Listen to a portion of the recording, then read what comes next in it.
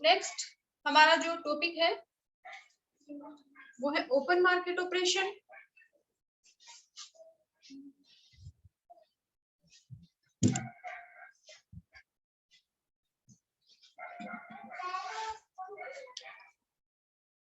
देखो open market operation, इसमें जो सेंट्रल बैंक है यानी कि हमारा जो रिजर्व बैंक ऑफ इंडिया है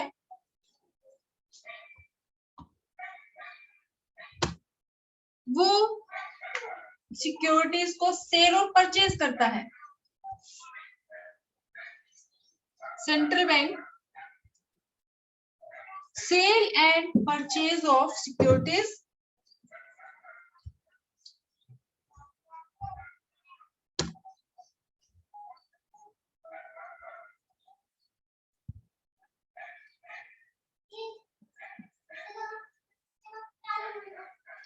in open market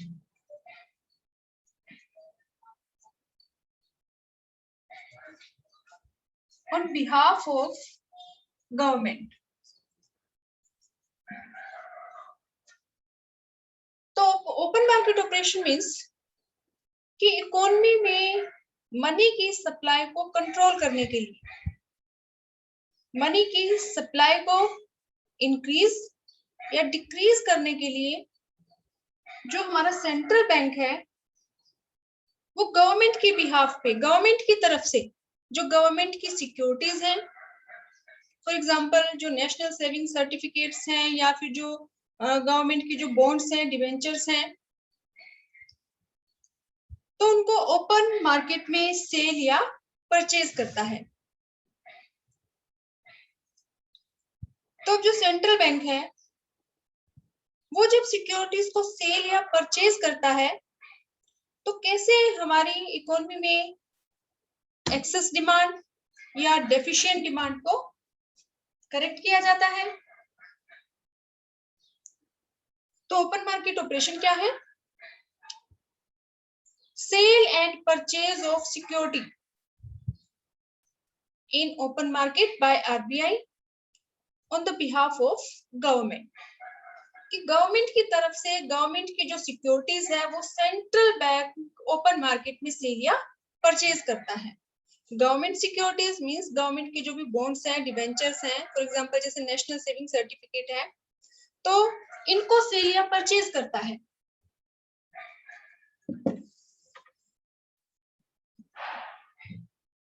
तो अगर एक्सेस डिमांड की सिचुएशन है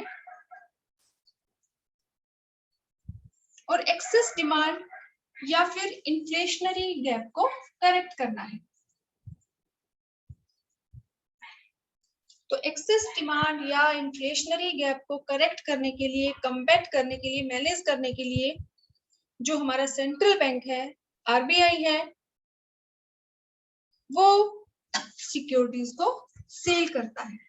sale of securities in open market.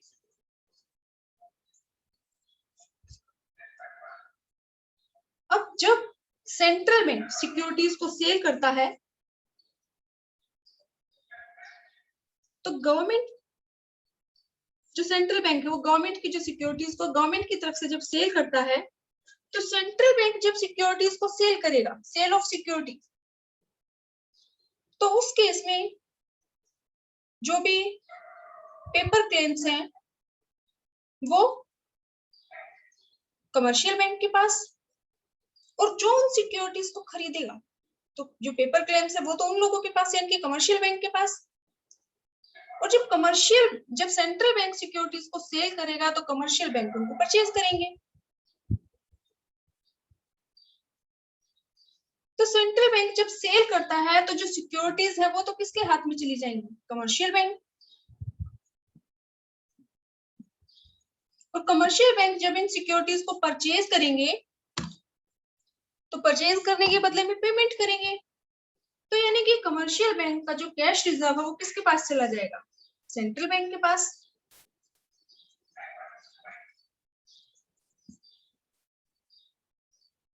तो एक्सेस डिमांड की सिचुएशन वो सिचुएशन है जिसमें हमारी इकोनॉमी में मनी की सप्लाई ज्यादा है और उसको कम करना है। तो इस सिचुएशन को कंट्रोल करने के लिए जो सेंट्रल बैंक है वो ओपन मार्केट में गवर्नमेंट की सिक्योरिटीज को सेल करता है। सिक्योरिटीज को जब सेंट्रल बैंक सेल करता है तो सिक्योरिटीज कमर्शियल बैंक के पास, और जब कमर्शियल बैंक उन सिक्योरिटीज को परचेज करेंगे, क्योंकि सेंट्रल बैंक सेल कर रहा है तो कमर्शियल बैंक परचेज करेंगे, तो कमर्शियल बैंक जब सिक्योरिटीज को परचेज करते हैं तो सिक्योरिटी कमर्शियल बैंक के पास, लेकिन उनको खरीदने के लिए जो पेमेंट करेंगे तो जो पैसा है वो किसके पास चला जाएगा? सेंट्रल बैंक के पास। यानी कि हमारी इकोनॉमी में जो लिक्विडिटी है या मनी की सप्लाई है वो कम हो जाएगी, और जो एक्सेस डिमांड या इन्फ्लेशनरी गैप की जो सिचुएशन है वो धीरे धीरे करके करेक्ट होना शुरू हो जाएगी। तो एक्सेस डिमांड की सिचुएशन में हम कैसे एक्सप्लेन करेंगे कि अगर एक्सेस डिमांड की सिचुएशन है टू कंट्रोल एक्सेस डिमांड या फिर इन्फ्लेशनरी गैप, इस सिचुएशन को कंट्रोल करने के लिए जो आरबीआई है वो सेल करेगा सिक्योरिटीज को, और सिक्योरिटीज को सेल करेगा तो सिक्योरिटीज कमर्शियल बैंक के पास, और कमर्शियल बैंक के जो पैसे हैं वो सेंट्रल बैंक के पास। यानी कि हमारी जो इकोनॉमी है उसमें जो लिक्विडिटी है वो कम हो जाएगी, यानी कि जो कमर्शियल बैंक है उनका जो कैश रिजर्व है वो कम हो जाएगा, और जब कमर्शियल बैंक का जो कैश रिजर्व है वो कम हो जाएगा तो उनकी जो क्रेडिट क्रिएशन कैपेसिटी है वो कम हो जाएगी। Credit creation capacity of commercial bank वो डिक्रीज हो जाएगी, क्योंकि कमर्शियल बैंक के पास जो पैसा था वो उसने यूज कर लिया गवर्नमेंट की सिक्योरिटीज को परचेज करने में, तो अब कमर्शियल बैंक के पास जो कैश रिजर्व है वो कम हो गए। कमर्शियल बैंक के पास अगर कैश रिजर्व कम है तो वो मनी की सप्लाई कम कर पाएगा, तो credit creation capacity of commercial bank will fall, और एज ए रिजल्ट हमारी इकोनॉमी से जो मनी की सप्लाई है वो कम हो जाएगी, यानी कि जो लिक्विडिटी है वो कम हो जाएगी, और एक्सेस डिमांड की जो सिचुएशन है वो धीरे धीरे करके करेक्ट होना शुरू हो जाएगी। तो एक्सेस डिमांड की अगर सिचुएशन है तो उस केस में जो आरबीआई है वो गवर्नमेंट की सिक्योरिटीज को सेल करेगा, और सिक्योरिटीज को सेल करने से जो कमर्शियल बैंक है उनके पास कैश रिजर्व कम हो जाएगा, उनकी जो क्रेडिट क्रिएशन कैपेसिटी है वो कम हो जाएगी, और जब कमर्शियल बैंक की क्रेडिट क्रिएशन कैपेसिटी कम होगी इट मींस वो इकोनॉमी में मनी की सप्लाई कम करेंगे, और एक्सेस डिमांड की जो सिचुएशन है वो धीरे धीरे करके करेक्ट होना शुरू हो जाएगी। अगर ऐसे ही सिचुएशन है डेफिशिएंट डिमांड की, डेफिशिएंट डिमांड या फिर डिफ्लेशनरी गैप,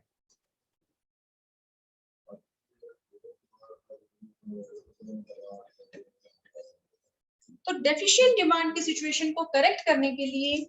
आरबीआई क्या करेगा? आरबीआई परचेज करना शुरू कर देगा गवर्नमेंट की सिक्योरिटीज को। आरबीआई सिक्योरिटीज को परचेज करेगा, और सिक्योरिटीज को परचेज करेगा तो सिक्योरिटी आरबीआई के पास, और जो लिक्विडिटी है, जो कैश रिजर्व है, जो पैसे हैं वो कमर्शियल बैंक के पास, यानी कि कमर्शियल बैंक के पास जो कैश रिजर्व है वो इंक्रीज हो जाएंगे, क्योंकि जब आरबीआई सिक्योरिटीज को परचेज करेगा तो जो भी पेपर क्लेम्स हैं, जो सिक्योरिटीज हैं वो आरबीआई के पास आ जाएंगी, और आरबीआई इन सिक्योरिटीज को परचेज करने के बदले में जो पेमेंट करेगा, यानी कि जो कमर्शियल बैंक है उनका कैश रिजर्व इंक्रीज हो जाएगा। तो आरबीआई जब सिक्योरिटीज को परचेज करेगा तो जो कमर्शियल बैंक हैं उनका जो कैश रिजर्व है, cash reserve of commercial banks, वो इंक्रीज हो जाएगा, और कैश रिजर्व जब कमर्शियल बैंक के पास पैसा ज्यादा होगा तो उनकी जो क्रेडिट क्रिएशन कैपेसिटी है वो इंक्रीज हो जाएगी।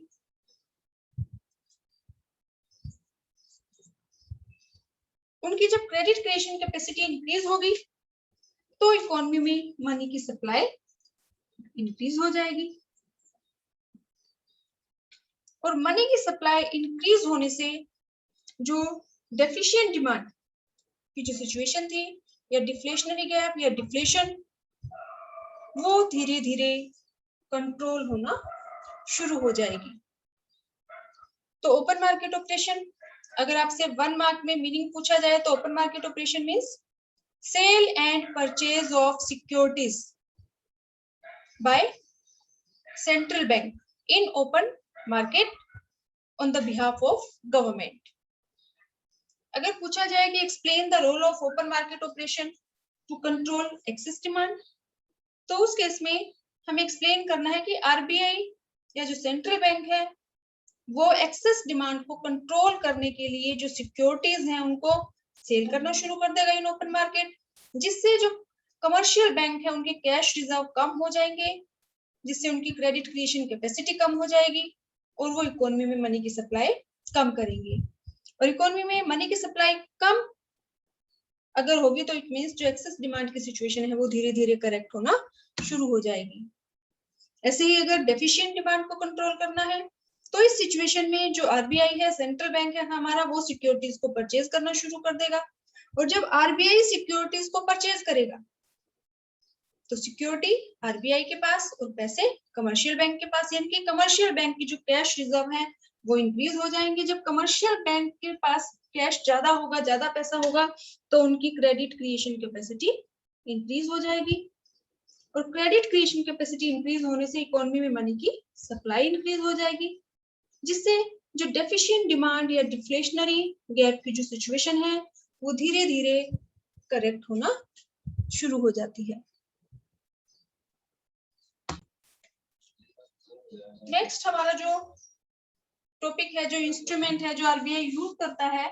To control money supply in the economy, वो हमारा है रेपो रेट।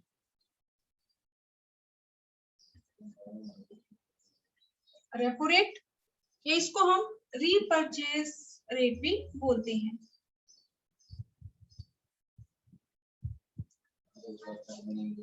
अब रेपो रेट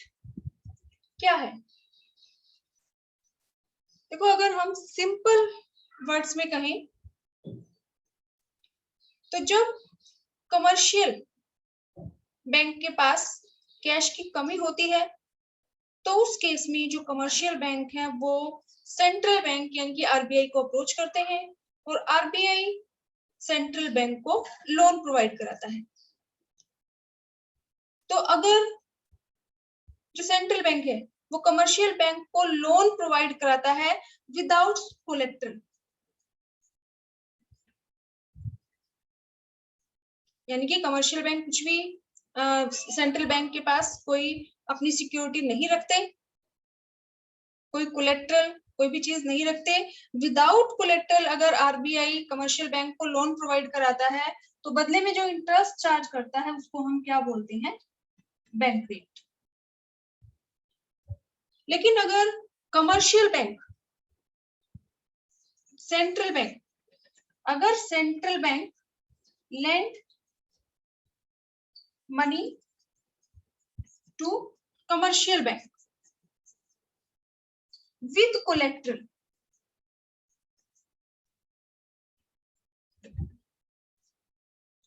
तो जब कमर्शियल बैंक पहले कोई ना कोई चीज as a collateral as a mortgage central bank के पास रखे और फिर सेंट्रल बैंक उसको लोन प्रोवाइड करता है, तो उस केस में भी जो सेंट्रल बैंक है वो इंटरेस्ट चार्ज करेगा और उसको हम क्या बोलते हैं? Repo rate. तो ये बड़ा सिंपल सा डिफरेंस है बैंक रेट और रेपो रेट में। दोनों ही जो बैंक रेट और रेपो रेट है वो क्या है कि जब सेंट्रल बैंक कमर्शियल बैंक को लोन प्रोवाइड करता है तो बदले में इंटरेस्ट चार्ज करता है, उसको हम बोलते हैं बैंक रेट या रेपो रेट। अगर सेंट्रल बैंक कमर्शियल बैंक को विदाउट कोलेट्रल लोन प्रोवाइड करता है तो उस केस में हम इंटरेस्ट रेट को बोलते हैं बैंक रेट। और अगर सेंट्रल बैंक कमर्शियल बैंक को लोन प्रोवाइड करता है विद कोलेट्रल, तो जो वो इंटरेस्ट चार्ज करता है उसको हम क्या बोलते हैं, रेपो रेट। लेकिन इसको हम रिपर्चेज रेट भी बोलते हैं। तो एक तरह से जैसे अभी हमने किया था ओपन मार्केट ऑपरेशन, तो ओपन मार्केट ऑपरेशन में जो सेंट्रल बैंक है वो गवर्नमेंट की सिक्योरिटी सेल और परचेज करता है इकोनॉमी में मनी की सप्लाई को कंट्रोल करने के लिए। तो सेम वैसी ही सिचुएशन रेपो रेट में है कि इसमें भी वही जो सिक्योरिटीज है उनकी सेल और परचेज की जाती है एक तरह से, कि जब कमर्शियल बैंक को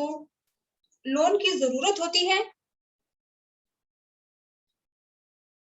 तो वो जो सिक्योरिटी है वो आरबीआई को सेल कर देते हैं। तो जब कमर्शियल बैंक सिक्योरिटीज को आरबीआई को सेल करते हैं तो सिक्योरिटी आरबीआई के पास और जो पैसे हैं वो कमर्शियल बैंक के पास। लेकिन उसको हम रीपरचेज रेट क्यों बोलते हैं, क्योंकि जो ओपन मार्केट ऑपरेशंस जो है उसमें जो सिक्योरिटी सेल और परचेज की जाती है उन पे वापस परचेज करने की कोई टर्म मेंशन नहीं होती। लेकिन जो ये रेपो रेट है इसमें भी जो कमर्शियल बैंक है वो सिक्योरिटीज सेल कर देते हैं सेंट्रल बैंक को, लेकिन उन सिक्योरिटीज पे मेंशन होता है कि हम एक लिमिटेड टाइम के बाद, कि हम 3 महीने बाद, 4 महीने बाद, 6 महीने बाद हम इन सिक्योरिटीज को वापस परचेज करेंगे। तो इसीलिए जो रेपो रेट है उसको हम रीपरचेज रेट भी बोलते हैं। आप ये कह सकते हैं कि जो ओपन मार्केट ऑपरेशन है और जो रेपो रेट है ये सिमिलर टर्म है। ओपन मार्केट ऑपरेशन में जब सेंट्रल बैंक सिक्योरिटीज परचेज करता है कमर्शियल बैंक से तो उस पर कुछ भी रिटर्न नहीं होता, कोई टर्म्स कंडीशन नहीं होती। लेकिन रेपो रेट में जब कमर्शियल बैंक अपनी सिक्योरिटी सेल करता है सेंट्रल बैंक को तो उनमें टर्म्स और कंडीशन होती है कि अब तो सेंट्रल बैंक को सिक्योरिटी परचेज कर लेगा, यानी कि जो कमर्शियल बैंक है वो सेल करता है और जो सेंट्रल बैंक है वो परचेज कर रहा है। लेकिन एक टाइम के बाद जो कमर्शियल बैंक है वो अपनी सिक्योरिटीज को वापस परचेज कर लेंगे। तो इसीलिए हम रेपो रेट को रीपरचेज रेट भी बोलते हैं। सिंपल टर्म्स में आप यही एक्सप्लेन कर सकते हैं कि when central bank lends money to commercial bank with collateral, तो उस टाइम जो वो इंटरेस्ट चार्ज करते हैं उसको हम क्या बोलते हैं, रेपो रेट। अब अगर एक्सेस डिमांड की सिचुएशन है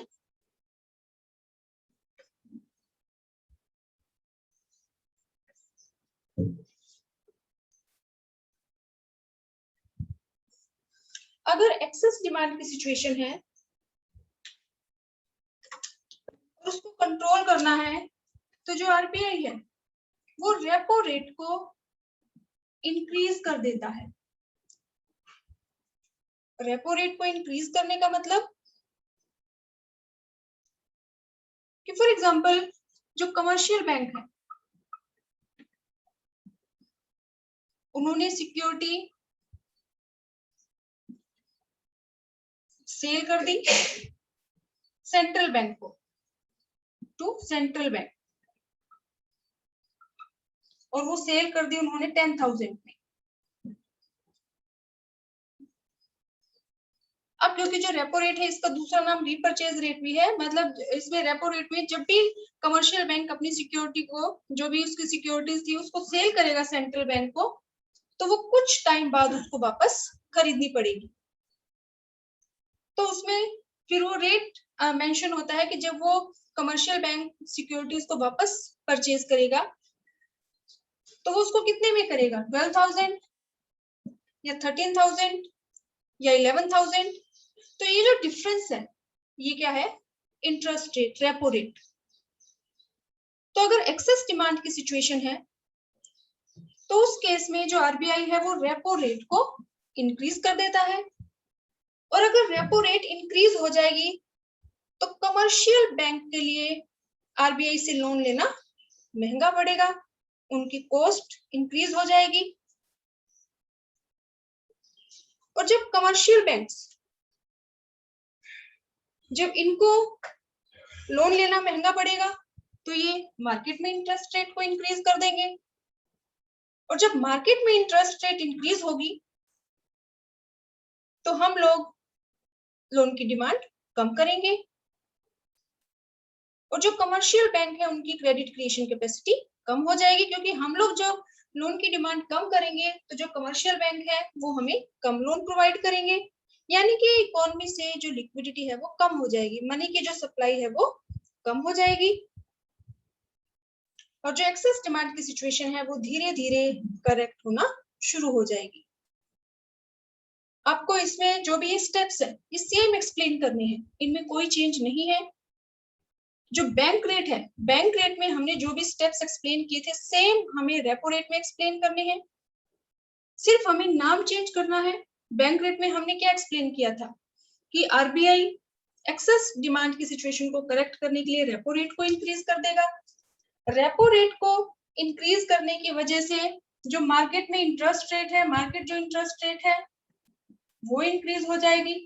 क्योंकि जब कमर्शियल बैंक को लोन महंगा मिलेगा तो वो आगे जो लोन प्रोवाइड करेंगे वो महंगा देंगे, और जब मार्केट में इंटरेस्ट रेट इंक्रीज हो जाएगी तो लोग मनी की डिमांड कम करेंगे, डिमांड ऑफ मनी कम हो जाएगी, जिससे कमर्शियल बैंक की जो क्रेडिट क्रिएशन कैपेसिटी है वो कम हो जाएगी, और इकोनॉमी से जो लिक्विडिटी है, मनी की जो सप्लाई है वो कम हो जाएगी, और एक्सेस डिमांड की सिचुएशन धीरे धीरे करेक्ट होना शुरू हो जाएगी। अगर आपसे बैंक रेट पूछा जाए तो आपको यहाँ रेपो रेट की जगह पे बैंक रेट लिखना है, सिर्फ मीनिंग में हमें डिफरेंस लिखना है कि बैंक रेट क्या है। जब सेंट्रल बैंक कमर्शियल बैंक को लोन प्रोवाइड करता है विदाउट कोलेटरल, तो जो भी वो इंटरेस्ट चार्ज करेगा उसको हम क्या बोलेंगे, बैंक रेट। लेकिन अगर सेंट्रल बैंक कमर्शियल बैंक को लोन प्रोवाइड कराता है विद कोलेटरल, और जो इंटरेस्ट चार्ज करेगा उसको हम क्या बोलते हैं, रेपो रेट। बाकी सारा प्रोसीजर आपका सेम रहेगा, यहाँ पे हम बैंक रेट पूछा है तो बैंक रेट लिख देंगे, और रेपो रेट पूछा है तो आप यहाँ पे रेपो रेट लिख देना। बाकी के जो भी स्टेप्स हैं वो सेम वही हैं जो बैंक रेट में हमने एक्सप्लेन की थी। ऐसे ही अगर डेफिशिएंट डिमांड की सिचुएशन है तो डेफिशिएंट डिमांड की सिचुएशन में या डिफ्लेशनरी गैप की सिचुएशन में जो आरबीआई है वो रेपो रेट को कम कर देगा। रेपो रेट को कम करने से अब कमर्शियल बैंक को जो लोन है वो सस्ता मिलेगा, उनकी कॉस्ट कम लगेगी, तो मार्केट में जो इंटरेस्ट रेट है वो कम हो जाएगी। अब मार्केट इंटरेस्ट रेट अगर कम होगी तो हम लोग मनी की डिमांड ज्यादा करेंगे, मनी की डिमांड इंक्रीज हो जाएगी, और अगर मनी की डिमांड इंक्रीज होगी तो जो कमर्शियल बैंक है उनकी जो क्रेडिट क्रिएशन कैपेसिटी है, credit creation capacity of commercial bank वो इंक्रीज हो जाएगी, जिससे इकोनॉमी में मनी की सप्लाई इंक्रीज हो जाएगी, यानी कि लिक्विडिटी इंक्रीज हो जाएगी, और हमारी जो डेफिशिएंट डिमांड या डिफ्लेशनरी गैप की जो सिचुएशन है वो धीरे धीरे करके करेक्ट होना शुरू हो जाएगी। तो बैंक रेट आपसे पूछी जाए या रेपो रेट पूछी जाए, मीनिंग में थोड़ा सा डिफरेंस है कि बैंक रेट में सेंट्रल बैंक कमर्शियल बैंक को लोन प्रोवाइड करता है विदाउट कोलेटरल, इसीलिए बैंक रेट हमेशा रेपो रेट से ज्यादा होती है, और रेपो रेट जो सेंट्रल बैंक है वो कमर्शियल बैंक को लोन प्रोवाइड करते हैं विद कोलेटरल, तो ये रेपो रेट है ये बैंक रेट से थोड़ी कम रहती है। बाकी जो भी प्रोसीजर है वो सारा सेम है, अगर बैंक रेट पूछ जाए तो आप बैंक रेट वर्ड का यूज कर दे, रेपो रेट पूछी है आपसे तो आप रेपो रेट। बाकी जो भी एक्सप्लेनेशन है वो आपके दोनों में बिल्कुल सेम है, चाहे बैंक रेट हो या फिर रेपो रेट को।